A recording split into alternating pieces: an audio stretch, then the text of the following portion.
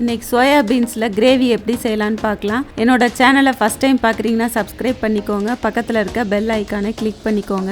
Soya beans இந்த மாதிரி இருக்கும். ஃப்ரெஷ்ஷாக நான் வாங்கியிருக்கேன். அது 2 கப் குக்கரில் சேர்த்துக்கலாம். 1 கப் தண்ணி ஊற்றிக்கலாம்.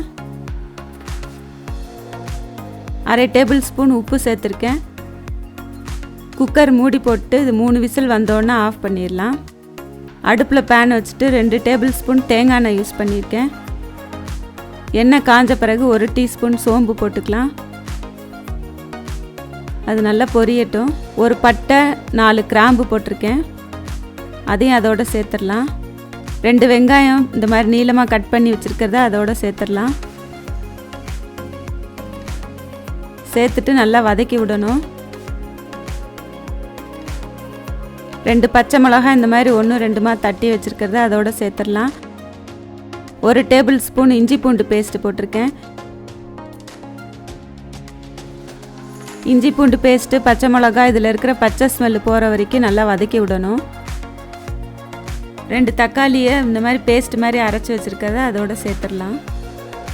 சேர்த்துட்டு நல்லா வதக்கி விடணும், எண்ணெய் பிரிஞ்சு வர வரைக்கும்.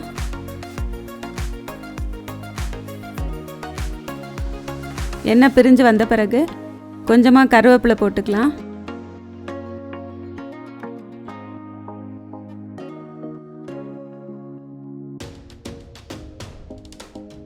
ஒரு டேபிள் ஸ்பூன் தனி மிளகாய் தூள், 2 டேபிள் ஸ்பூன் தனியா சேர்த்துருக்கேன்.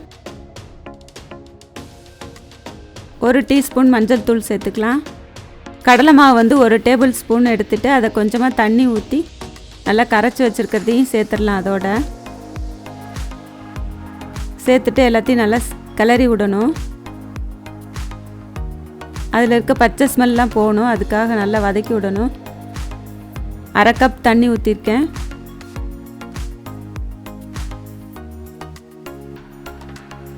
அரை டேபிள் ஸ்பூன் உப்பு சேர்த்துக்கலாம். சேர்த்துட்டு எல்லாத்தையும் நல்லா மிக்ஸ் பண்ணி விடணும்.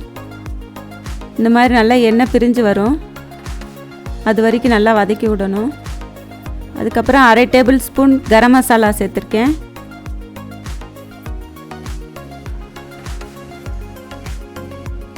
குக்கர் 3 விசில் வச்சுட்டு ஆஃப் பண்ணிவிட்டு ப்ரெஷர் அடங்கின பிறகு ஓப்பன் பண்ணி பார்க்கலாம். நல்லா வெந்திருக்கும்.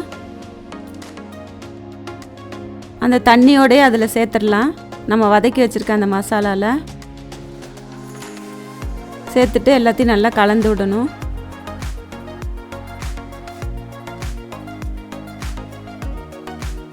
இந்த கிரேவியில் கடலை மாவு கரைச்சி ஊற்றிருக்கிறதுனால அடி பிடிக்கும், அதனால் கிளறி விட்டுட்டே இருக்கணும்.